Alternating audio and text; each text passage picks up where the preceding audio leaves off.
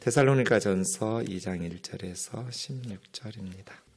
형제들아, 우리가 너희 가운데 들어간 것이 헛되지 않은 줄을 너희가 친히 아나니, 너희가 아는 바와 같이 우리가 먼저 빌립보에서 고난과 능욕을 당하였으나 우리 하나님을 힘입어 많은 싸움 중에 하나님의 복음을 너희에게 전하였노라. 우리의 권면은 간사함이나 부정에서 난 것이 아니요 속임수로 하는 것도 아니라 오직 하나님께 옳게 여기심을 입어 복음을 위탁받았으니, 우리가 이와 같이 말함은 사람을 기쁘게 하려 함이 아니요 오직 우리 마음을 감찰하시는 하나님을 기쁘시게 하려 함이라. 너희도 알거니와 우리가 아무 때에도 아첨하는 말이나 탐심의 탈을 쓰지 아니한 것을 하나님이 증언하시느니라. 또한 우리는 너희에게서든지 다른 이에게서든지 사람에게서는 영광을 구하지 아니하였노라. 우리는 그리스도의 사도로서 마땅히 권위를 주장할 수 있으나 도리어 너희 가운데에서 유순한 자가 되어 유모가 자기 자녀를 기름과 같이 하였으니, 우리가 이같이 너희를 사모하여 하나님의 복음뿐 아니라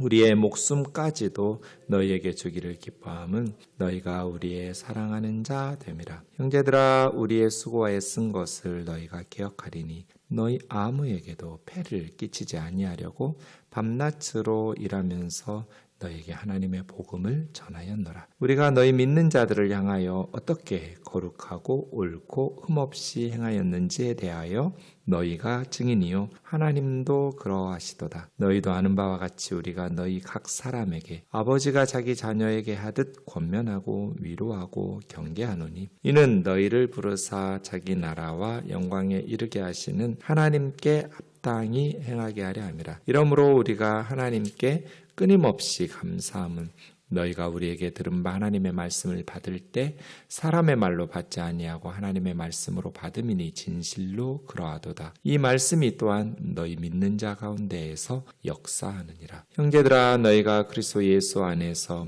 유대에 있는 하나님의 교회들을 본받은 자 되었으니, 그들이 유대인들에게 고난을 받음과 같이 너희도 너희 동족에게서 동일한 고난을 받았느니라. 유대인은 주 예수와 선지자들을 죽이고 우리를 쫓아내고 하나님을 기쁘시게 하지 아니하고 모든 사람에게 대적이 되어 우리가 이방인에게 말하여 구원받게 함을 그들이 금하여 자기 죄를 항상 채움에 노하심이 끝까지 그들에게 임하였느니라. 아멘.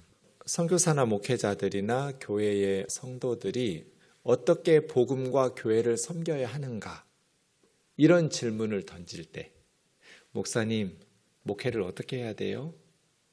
목사님, 선교를 어떻게 해야 돼요? 교회를 어떻게 봉사하고 직분을 감당해야 돼요?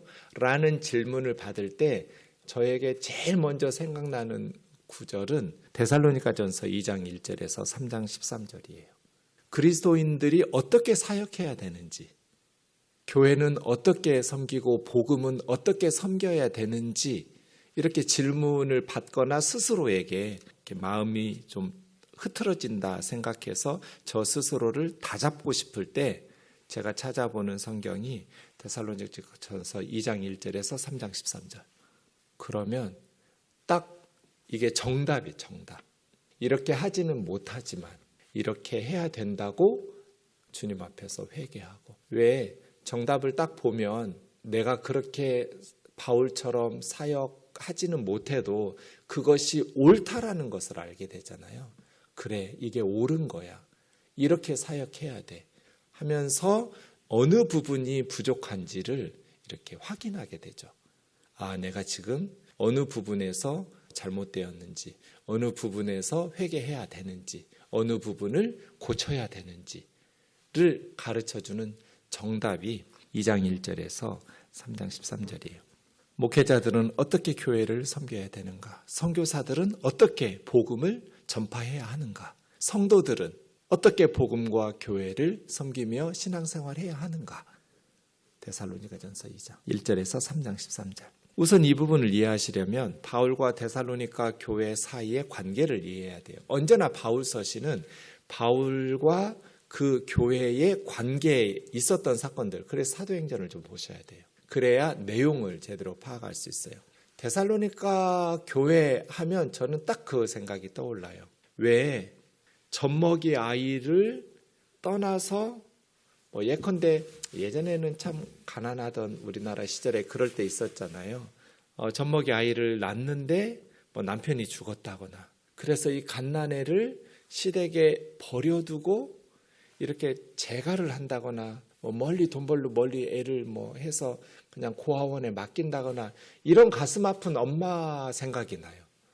아직 젖도 떼지 않았는데, 아직 충분히 엄마 사랑으로 이 아이를 양육하지도 못했는데 눈물을 흘리면서 이 아이를 떼어놓고 떠나야 되는 어미의 심정, 이게 바울의 심정. 데살로니가 교회 길면 2-3달, 짧으면 3-4주. 그러니까 이렇게 짧게 바울이 어느 도시에 가서 교회를 개척해 놓고 빨리 떠난 적이 없어요. 사도행전 17장 10절에 보면 밤에 형제들이 바울과 실라를 몰래 끄집어내서 베레아로 보냈어요. 야반도주 한 거예요. 왜냐하면 데살로니가에 복음이 전파되니까 회당에 유대인들이 들고 일어나서 조직 폭력배들을 동원해가지고 바울과 실라와 선교사들을 죽이겠다고. 그래서 베레아까지 쫓아와요. 그래서 거기서 다시 다른 곳으로 아테네로 갔다가 고린도로, 마게도니아에서 아예 아가야 주로 왔을 때 비로소 더 이상 데살로니가에 그 유대인들이 쫓아오지 않아서 고린도에서 1년 6개월 동안, 이게 2차 선교여행 때 있었던 사건이거든요. 그러니까 데살로니가 교회는 충분히 젖을 먹이지 못한 자녀와 같았어요. 이렇게 떠나면 안 되는데 우리가 죽더라도 이 데살로니가 교회 성도들을 위해서 곁에서 말씀을 양육하고 기도하고 사랑으로 예수 그리스도의 복음으로 더 양육해 주었어야 되는데 라는 안타까움과 아쉬움을 바울과 실라는 늘 가지고 있었을 거예요. 젊은 디모데만 남겨놓고 떠났죠. 그러다가 나중에 이제 디모데를 합류하게 되는데요. 이게 데살로니가 교회예요. 그러면 바울을 비난하고 욕하던 사람들은 뭐라고 이렇게 거짓 메시지를 데살로니가 성도들에게 비난하면서 말했겠어요? 바울과 실라는 사기꾼이다. 너희들을 돌보지 않고 복음만 전해놓고 교회만 세워놓고 자기들 살려고 야반도주하고 꽁무니 빼면서 너희들을 버리고, 너희들보다 말로는 십자가의 사랑, 아가페 좋은 말들 다 했지만 결국은 비아 에그나티아라는 고속도로에 있는 큰 도시들마다 다니면서 그냥 자신들의 철학을 가르치면서 호의호식하면서 잘 먹고 잘 사는 그러한 철학자들하고 다를 게 없다 하면서 바울과 실라의 선교사들을 사기꾼이라고 비난하고 있었거든요. 이런 것에 대한 배경 지식을 가지고 오늘 2장 1절에서 3장 13절을 보셔야 돼요. 1절 보시죠. 형제들아, 우리가 너희 가운데 들어가며 헛되지 않은 줄 너희가 친히 아나니. 네, 복음을 들고 데살로니가에 갔을 때 효과가 없지 않았어요. 열매가 없지 않았어요. 헛되지 않았어요. 짧은 시간이었지만 효과적으로 복음이 전파되고 열매를 맺었어요. 그 말은 그들에게 들어갈 때 분명히 준비하고 박해를 각오하면서 열매 맺을 그러한 고난받을 각오를 하면서 가서 이 복음을 전했어요. 2절에 보면 너희도 아는 바와 같이 우리가 이게 2차 선교여행 때 소아시아에서 복음을 전하고 하려는데 계속 막혔어요. 그런데 고민하고 있던 때 마케도니아인이 환상 중에 건너와서 이제 유럽으로 건너와서 에게를 건너 바다 건너와서 우리를 도우라는 환상을 보고 성령님의 인도하심이다라고 생각하고 지금 터키 지역에 있는 소아시아 지역에서 유럽으로 건너간 거예요. 그럴 때 이제 네아폴리라는 항구 도시에 도착해서 거기서부터 지금도 있는 그리스의 중요한 경부고속도로 같은 게 비아 에그나티아라는 고속도로거든요. 그 고속도로를 시작하면서 빌립보라는 거기에서 교회를 세우죠. 근데 우리가 빌립보에서 알잖아요.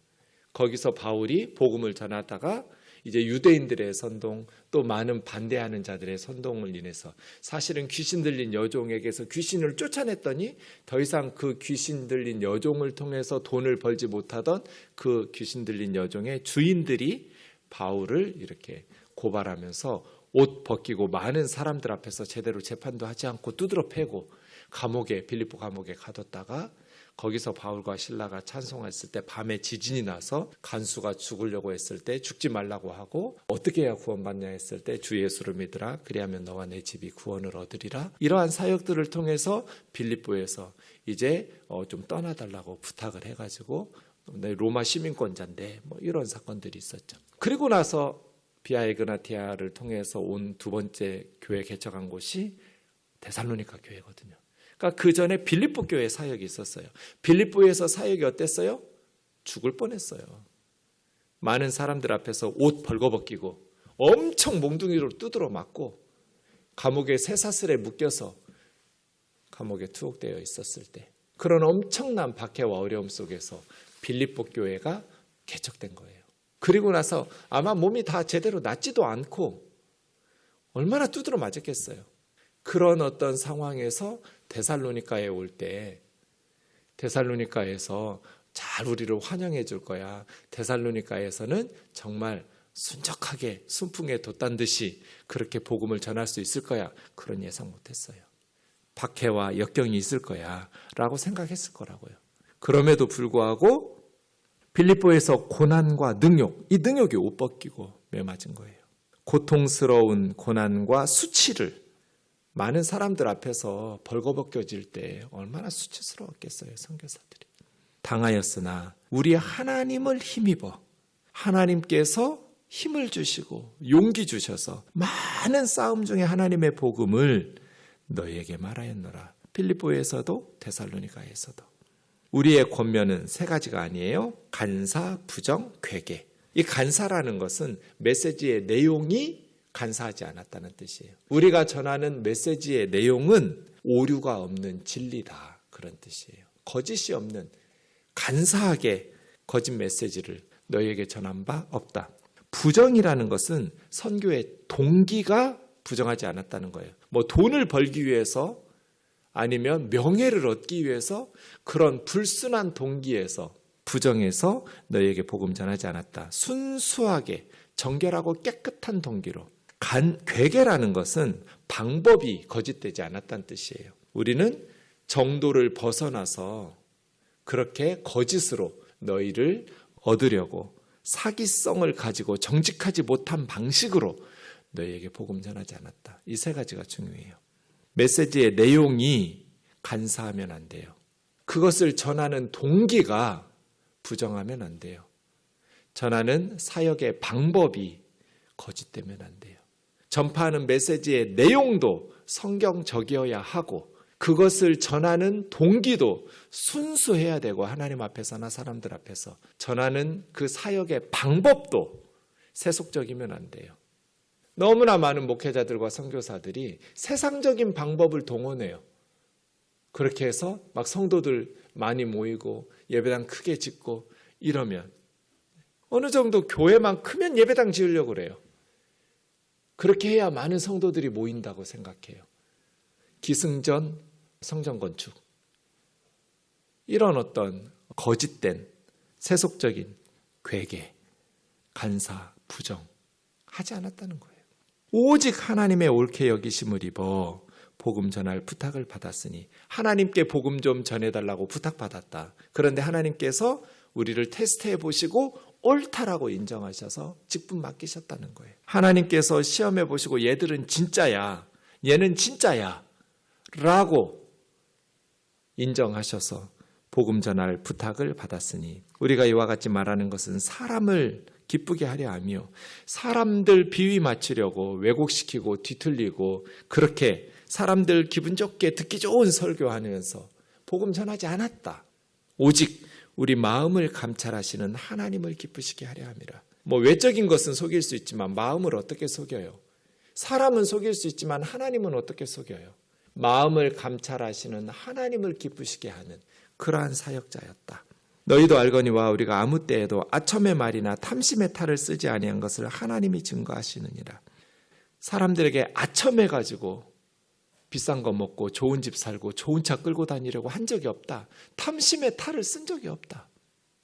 그렇게 해서 사람들에게 듣기 좋게 설교해서 많은 사람들 모아가지고 이제 교회가 재정이 튼튼해지고 성도들이 늘어나니까 이제 부유하게 좋은 것 누리면서 그렇게 살지 않았다. 사역자들은 요한 웨슬레처럼 해야 돼요. 요한 웨슬레가 처음 사역할 때 30파운드 받았대요.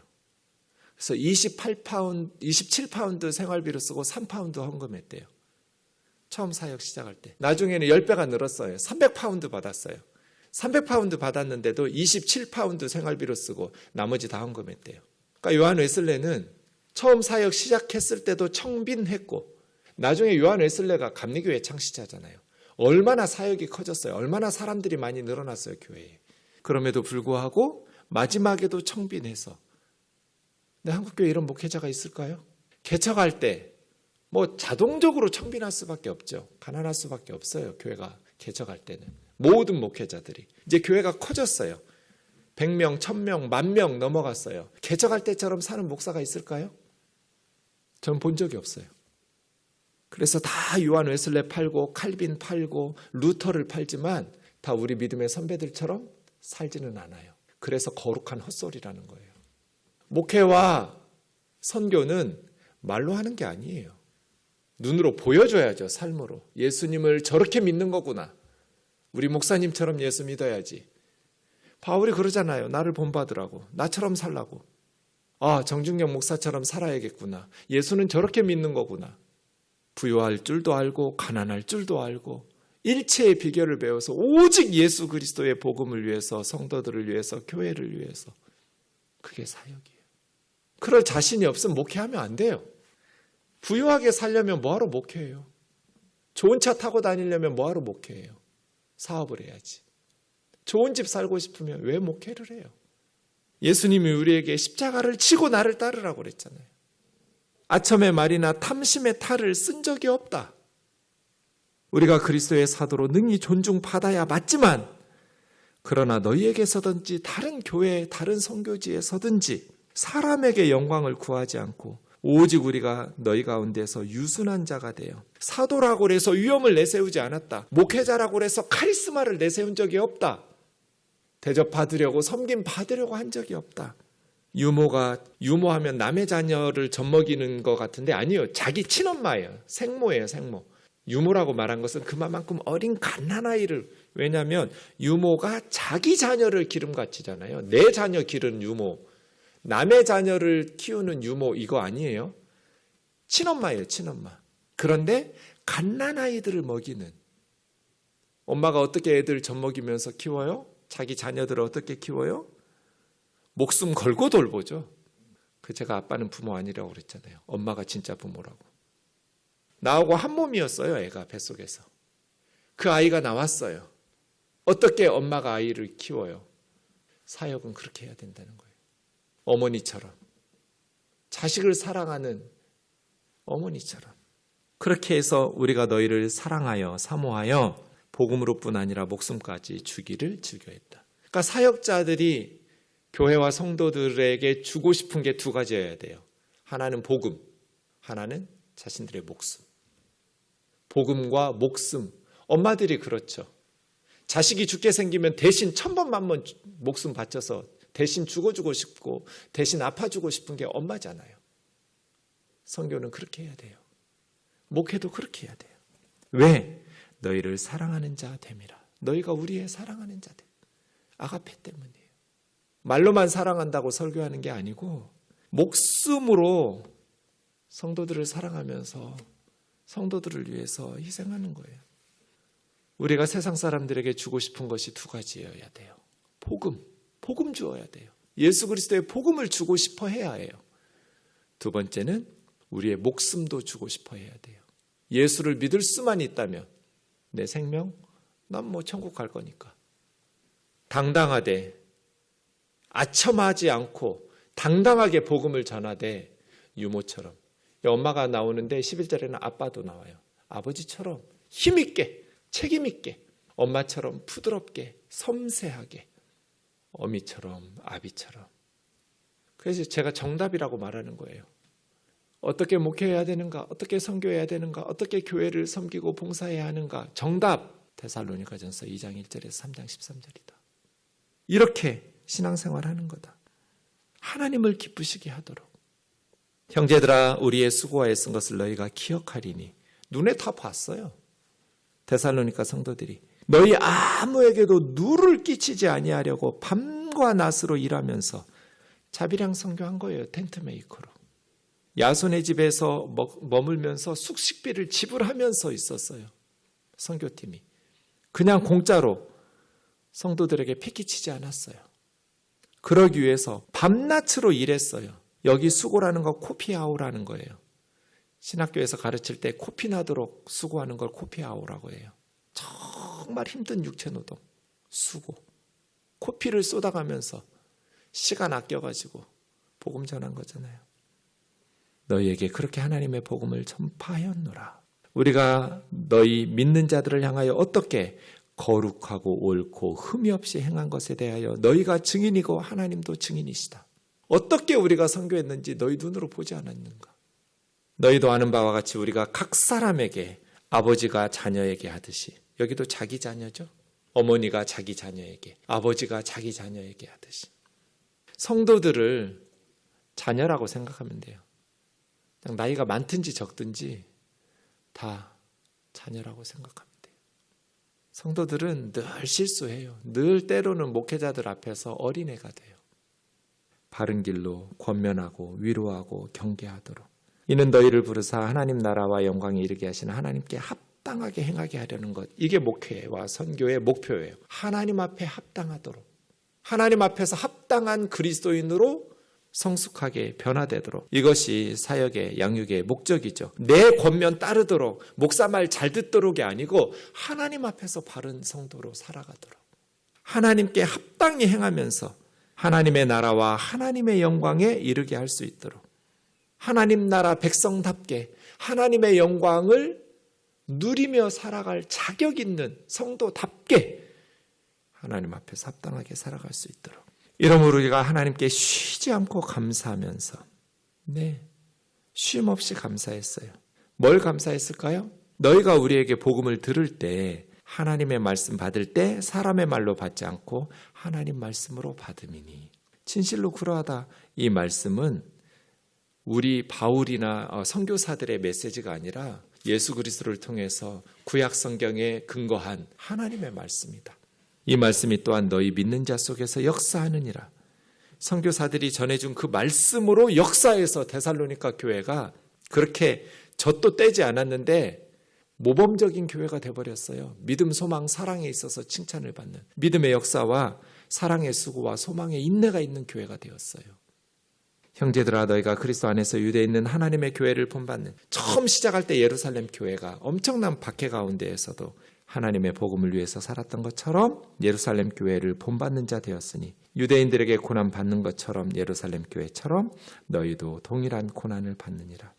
유대인은 예수와 선지자들을 죽이고 우리를 쫓아내고 하나님 기쁘시게 하지 않고 모든 사람의 대적이 되어 우리가 이방인에게 말하여 구원 얻게 함을 저희가 금지하면서 항상 자기 죄를 고난의 그 죄의 잔에 채워가면서 하나님의 노하심이 끝까지 저희에게 임하였느니라.